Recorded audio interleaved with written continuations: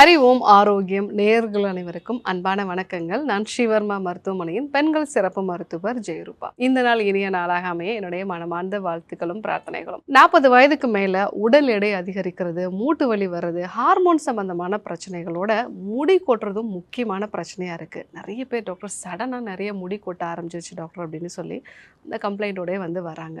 So இந்த முடி கொட்டுறது ஏன் 40 இயர்ஸ்க்கு மேல அதிகமாகுது, இதற்கான சிகிச்சை முறைகள்லாம் என்ன, அதை பற்றி நம்ம இன்றைக்கி பார்க்க போகிறோம். முக்கியமாக என்ன உணவுகள்லாம் எடுத்துக்கணும் அப்படிங்கிறதே நம்ம பார்க்க போகிறோம். நம்ம முடியோட அந்த சைக்கிள் அப்படிங்கிறது அது ஒரு 4 சைக்கிள் வந்து இருக்குது. ஸோ அது கரெக்டாக இருந்தது அப்படின்னா தான் உங்களுக்கு ஹேர் கரெக்டாக திக்காக வந்து இருக்கும். ஃபஸ்ட்டு ஃபேஸு அனாஜன் ஃபேஸ் அப்படின்னு நம்ம சொல்லுவோம். அதாவது நம்ம தலைமுடி வந்து 85% இந்த ஒரு ஃபேஸில் தான் வந்து இருக்கும்.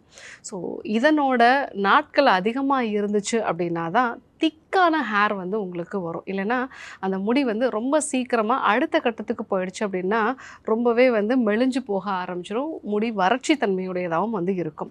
ஸோ இந்த அனாஜன் ஃபேஸ் வந்து நிறைய நாட்கள் வந்து இருக்கணும் அப்படின்னா ஈஸ்ட்ரோஜன் ஹார்மோன் வந்து கரெக்டாக இருக்கணும், தைராய்டு ஹார்மோன் வந்து கரெக்டாக இருக்கணும். ஸோ இந்த ஹார்மோன் மாற்றங்கள் தான் அனாஜன் ஃபேஸ்ன்னு சொல்லக்கூடிய க்ரோத் சைக்கிளில் வந்து ரொம்பவே தேவைப்படும்.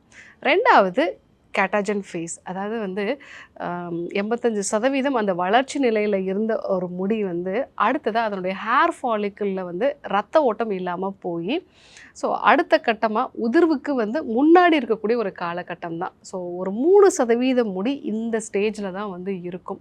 ஒருவேளை நீங்கள் தேவையான அளவு சத்து பொருட்களை வந்து எடுத்துக்கல அப்படின்னா இந்த காலகட்டமும் ரொம்பவுமே வந்து சுருங்கி போய் முடி உதிரக்கூடிய கட்டத்துக்கு ரொம்ப சீக்கிரமாக வந்து போயிடும். ஸோ அடுத்த கட்டம் பார்த்திங்கன்னா டீலோஜன் ஃபேஸ் அப்படின்னு நம்ம வந்து சொல்லுவோம். இந்த ஃபேஸில் தான் முடி வந்து நமக்கு கொட்ட ஆரம்பிக்கும். ஒரு 10 to 50% ஆஃப் ஹேர் வந்து இந்த ஃபேஸில் தான் வந்து இருக்கும். ஸோ ஒருவேளை நீங்கள் அதிகப்படியான மன அழுத்தத்தில் வந்து இருக்கீங்க, இல்லை சடனாக ஏதாவது ஒரு ஃபீவரோ ஏதாவது மஞ்சள் காமாலை இந்த மாதிரியான ஒரு நோயோ இல்லை அதிகமான உதிரப்போக்கு இருக்குது அப்படின்னா அந்த க்ரோத் ஸ்டேஜில் இருந்த அந்த முடி ரொம்ப ஃபாஸ்ட்டாக இந்த டீலோஜன் சொல்லக்கூடிய இந்த ஃபேஸுக்கு வந்து வந்துடும்.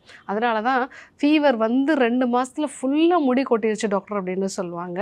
அதிகமாக பீரியட்ஸ் போக ஆரம்பிச்சிது அப்படின்னா அடுத்ததாக வந்து எனக்கு வந்து 1 மாதத்துல நிறைய முடி கொட்டிருச்சு அப்படின்னு வந்து சொல்லுவாங்க. இன்னொரு முக்கியமாக சர்க்கரை வியாதினால் பாதிக்கப்பட்டவங்களுக்கு இந்த ஃபேஸில் தான் அதிகமான அளவுக்கு வந்து முடி வர ஆரம்பிச்சிடும். ஸோ அவங்களுக்கு க்ரோத் ஃபேஸ் இல்லாமல் சடனாக முடி எல்லாமே வந்து கொட்ட ஆரம்பிச்சிடும்.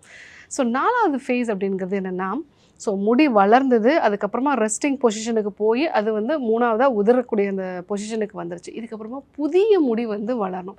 இதான் வந்து எக்ஸோஜன் அப்படின்னு நம்ம சொல்லுவோம். இந்த ஃபேஸ் தான் நிறைய பேருக்கு வந்து பாதிக்கப்படுது. அதனால் அந்த தலையில் வந்து வழுக்கை உண்டாகிறது, இல்லை வந்து பெண்களுக்கு முன் தலையில் வந்து முடி எல்லாமே கொட்ட போகிறது. அது மாதிரி தலையோட முன்பகுதி பார்த்திங்கன்னா ரொம்ப வந்து முடி அங்கங்கே வந்து இருக்கும், கலக்கமாக வந்து இருக்கும். ஸோ அடர்த்தி வந்து இல்லாமல் போகும். இதற்கு காரணம் இந்த எக்ஸோஜன் ஃபேஸ் அப்படிங்கிறது.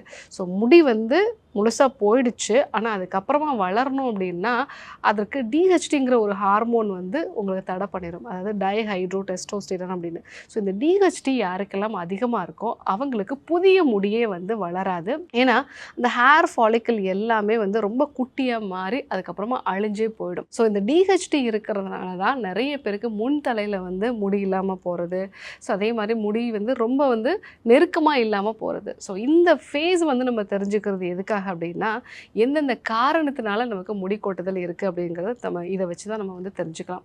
ஸோ 40+ இருக்கக்கூடிய பெண்களுக்கு இந்த 5 ஹார்மோனோட பாதிப்புனால தான் அவங்களுக்கு முடி கொட்டுதல் வந்து இருக்கும். முதல் விஷயம் அவங்களுக்கு ஈஸ்ட்ரோஜன், ப்ரொஜெஸ்ட்ரான் இது ரெண்டும் வந்து குறையிறதுனால ஈஸ்ட்ரோஜன் குறையும் பொழுது எல்லாமே ஹேர் ஃபாலிக்கலும் வந்து சுருங்க ஆரம்பிச்சிடும். ப்ரொஜெஸ்ட்ரான் குறைஞ்சிது அப்படின்னா டிஹெச்டி நான் சொன்ன அந்த ஹார்மோன் சொன்னேன் இல்லைங்களா, ஸோ அந்த ஹார்மோனோட அளவு வந்து அதிகமாகிடும். ரெண்டாவது விஷயம் தைராய்டு பிரச்சனை இருக்கிறது. அதாவது மெனோபாஸ்க்கு அப்புறமா இல்லை வந்து பெரிய மெனோபாஸில் இருக்கக்கூடிய பெண்களில் 10 பெண்களில் 3 பெண்களுக்கு தைராய்டு சம்மந்தமான பிரச்சனைகள் வருது. ஸோ தைராய்டு பாதிப்பு இருந்தது அப்படின்னாலும் ஹேர் ஃபாலிக்கிள் வந்து சுருங்க ஆரம்பிச்சிடும். ஹேருக்கு தேவையான அந்த புரோட்டீன் சத்தும் வந்து கிடைக்காது. 3வது கார்டிசால் ஹார்மோன். கார்டிசால்ங்கிற அந்த மன அழுத்தம் அதிகமாக இருந்துச்சு அப்படின்னா அதுவும் வந்து அந்த டிஹெச்டி ஹார்மோனை வந்து அதிகப்படுத்தி நமக்கு முடி கொட்டுதலை வந்து அதிகப்படுத்திடும். 4வதாக இன்சுலின் ஹார்மோன். இந்த இன்சுலினோட செயல்திறன் வந்து ரொம்ப வந்து கம்மியாயிடுச்சு, ஸோ நமக்கு ஃபாஸ்டிங்கில் இன்சுலின் லெவல் வந்து அதிகமாகிடுச்சு அப்படின்னா அதுவும் வந்து உங்களுக்கு முடி கொட்டுதலுக்கு முக்கியமான காரணமாக வந்து இருக்கும். 5வதாக உங்களுடைய இரும்பு சத்து வந்து கம்மியாக இருக்குது. ஃபெரிட்டின் அளவு நிறைய பேர் ஹீமோகுளோபின் மட்டும் வந்து செக் பண்ணுவாங்க. ஆனால் ஃபெரிட்டின் லெவலையும் நம்ம வந்து செக் பண்ணணும். ஸோ ஃபெரிட்டின் லெவல் வந்து ரொம்ப கம்மியாக ஆக ஆரம்பிச்சிச்சு அப்படின்னா முடிக்கு தேவையான ரத்த ஓட்டம் வந்து கிடைக்காது. அதனால தான் உங்களுக்கு முடி கொட்டுதல் அப்படிங்கிற ஒரு பிரச்சனை வந்து இருக்குது. ஸோ இந்த மாதிரி ஈஸ்ட்ரோஜன், ப்ரொஜெஸ்ட்ரான், தைராய்டு, கார்டிசால், அதே மாதிரி வந்து இரும்புச்சத்து வந்து குறைபாடு, புரதச்சத்து குறைபாடு, இதெல்லாம் தான் முடி கொட்டுதலுக்கு முக்கியமான காரணமாக வந்து இருக்குது. ஸோ இதை நம்ம சரி பண்ணிட்டோம் அப்படின்னாலே நமக்கு ஹேர் க்ரோத்தை இம்ப்ரூவ் பண்ணிக்கலாம். ஸோ என்னென்ன மூலிகைகள்லாம் எடுத்துக்கலாம்? முதல்ல கரிசலாங்கண்ணி. இந்த கரிசலாங்கண்ணியை கீரையை நம்ம உணவாகவும் வந்து சாப்பிட்லாம். இல்லை நிறைய கிடச்சிதுன்னா அந்த டைமில் வாங்கிட்டு வந்து அதை நிழலில் காய வச்சு பொடி பண்ணியும் நம்ம வந்து சாப்பிடலாம். ஸோ இந்த கரிசலாங்கண்ணி எடுத்துக்கும் பொழுது டிஹெச்டி ஹார்மோனோட அளவு வந்து குறையுது. அதனால் ஹேர் க்ரோத்தை வந்து இம்ப்ரூவ் பண்ணுறதுக்கு ரொம்பவே யூஸ்ஃபுல்லாக இருக்குது. இரும்பு சத்தும் நிறையா இருக்குது. கல்லீரல் செல்களையும் வந்து இது பாதுகாக்கக்கூடிய ஒரு தன்மை இருக்கிறதுனால உடம்புல தேவையில்லாத ஹார்மோன்ஸையும் வந்து வெளியேற்றும். ஸோ இந்த விஷயம் எல்லாமே நம்ம முடி வளர்ச்சிக்கு ரொம்ப அவசியமானது. ஸோ ரெகுலராக கரிசலாங்கண்ணியை பவுட்ராக்கி 1 டீஸ்பூன் அளவுக்கு நீங்கள் மோரோட கலந்து வந்து எடுத்துக்கிட்டீங்க அப்படின்னா முடி வளர்ச்சியை அதிகப்படுத்தலாம். 2வது நெல்லிக்காய்.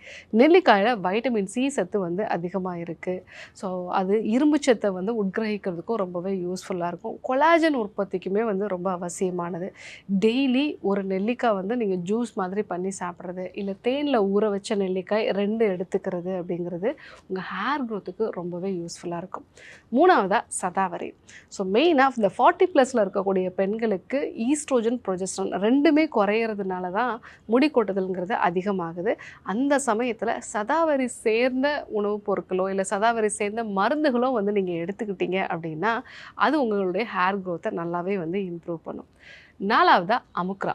நைட்டில் தூங்க போகிறதுக்கு முன்னாடி அமுக்ரா சூர்ணத்தை பாலோட கலந்து எடுத்துக்கிட்டிங்க அப்படின்னா ஸ்ட்ரெஸ்ஸு குறையும். அதனால் உங்கள் பாடியில் கார்டிசால் குறைய ஆரம்பிக்கும் போது ஹேர் க்ரோத்தையும் அது நல்லா இம்ப்ரூவ் பண்ணும். 5வதாக முருங்கையோட விதைகள். இந்த முருங்கையோட விதைகளில் வந்து ஜிங்க் சத்து அதிகமாக இருக்குது. முடி வளர்ச்சிக்கு தேவையான கெரட்டினுக்கு தேவையான அந்த அமினோ ஆசிட்ஸ் எல்லாமே அதிகமாக வந்து இருக்குது. ஸோ இந்த ஜிங்க் சத்து அதிகமாக இருந்தாலே அது டிஹெச்டியை வந்து குறைக்கும். 5-ஆல்ஃபா ரெடக்டேஸ் அப்படின்னு சொல்லக்கூடிய ஒரு என்சைம்ஸோட ஆக்டிவிட்டியை குறைக்கிறதே வந்து இந்த ஜிங்க் தான். ஸோ முருங்கை விதை ஒரு 5 அல்லது 6 விதைகள் வந்து நீங்கள் டெய்லி எடுத்துக்கிட்டீங்க அப்படின்னா அதில் பி வைட்டமின் நிறையா இருக்கிறதுனாலையும் இந்த சத்துப்பொருட்கள்லாம் நிறைய இருக்கிறதுனாலையும் உங்களுக்கு தேவையான அந்த அயன் சத்தும் வந்து கிடைக்கும். ஸோ அதனால் ஹேர் க்ரோத்தை நல்லா இம்ப்ரூவ் பண்ண முடியும். 6வதாக ரெகுலராக திரிஃபலா சூர்ணம் வந்து எடுத்துக்கோங்க. திரிஃபலா சூர்ணம் 1 டீஸ்பூன் அளவுக்கு நைட்டில் தூங்க போகிறதுக்கு முன்னாடி நீங்கள் எடுத்துக்கிட்டீங்க அப்படின்னா உங்கள் குடலில் இருக்கக்கூடிய கழிவுகள்லாம் வெளியேறதுனால தேவையில்லாத ஹார்மோன்ஸும் வந்து வெளியே போயிடும். ஸோ கார்டிசால் ஹார்மோனாக இருக்கட்டும், ஈஸ்ட்ரோஜன் ஹார்மோனாக இருக்கட்டும், இது உடம்பை விட்டு வெளியே போயிடுச்சு அப்படின்னா உங்களுக்கு ஹார்மோனல் இம்பேலன்ஸ் இந்த 40+ல முக்கியமான காரணமாக இருக்குன்னு சொன்னேன் இல்லைங்களா, அந்த விஷயங்கள்லாம் கரெக்டாகும். அது மட்டும் இல்லாமல் இந்த திரிஃபலாலே இரும்பு சத்து உண்டு. அது வந்து உங்களுக்கு பெஸ்ட்டு ஆன்டி ஆக்சிடென்ட்டும் இருக்கிறதுனால உங்கள் பாடியில் இருக்கக்கூடிய இன்ஃப்ளமேஷனையும் வந்து குறைக்கும். இந்த 6 விதமான மூலிகைகளையும் வந்து நீங்கள் எடுத்துக்கலாம். ஸோ இது வந்து உங்கள் ஹேர் க்ரோத்துக்கு ரொம்பவே வந்து நல்லது. ஹேரை பொறுத்த வரைக்கும் உணவுப் பொருட்கள் அப்படிங்கிறது அவசியம். அதே மாதிரி அந்த உணவுப் பொருட்கள் உடம்பு கரெக்டாக வந்து உட்கிரகிக்கணும். ஸோ அதுக்கு டீடாக்ஸ் மெத்தட்ஸே நீங்கள் வந்து ஃபாலோ பண்ணுங்கள். ஸோ இதெல்லாம் என்னால் ஃபாலோ பண்ண முடியாதுன்னு சொல்கிறவங்க கேஷ்யாமிர்து கேப்சூல்ஸ் வந்து நீங்கள் எடுத்துக்கலாம். உணவுக்கு அப்புறமா 2 கேப்சூல்ஸ். அதே போல் கேஷ்யாமிர்து ஹேர் ஆயிலையும் வந்து நீங்கள் தலையில் மசாஜ் மாதிரி வந்து நீங்கள் பண்ணலாம். கேஷ்யாமிர்து ஷாம்பூ, சீரம் இந்த மாதிரி நீங்கள் யூஸ் பண்ணீங்க அப்படின்னாலும் உங்களுடைய ஹேரில் நல்ல ஒரு சேஞ்ச் வந்து இருக்கும். ஹேர் க்ரோத் ஆக ஆரம்பிக்கும். ஸோ இன்றைக்கி 40+ல இருக்கிற பெண்களுக்கு ஹேர் ஃபால் எதனால் ஆகுது, ஹேர் க்ரோத்தில் என்னென்ன ஸ்டேஜஸ்லாம் வந்து இருக்குது, என்ன ஹார்மோன் மாற்றங்களால் உங்களுக்கு முடி கொட்டுதல் வந்து இருக்கும், இதை சரி செய்கிறதுக்கான 6 விதமான மூலிகைகள் அதாவது உணவுப் பொருட்களை பற்றி நம்ம வந்து பார்த்தோம். கண்டிப்பாக ஃபாலோ பண்ணி பாருங்கள். யாருக்கெல்லாம் இந்த விஷயம் தேவைப்படுமோ அவங்களுக்கும் இதை சொல்லுங்கள். இதே போன்று ஒரு அற்புதமான தகவலோடு உங்களை சந்திக்கிறேன். நன்றி, வணக்கம்.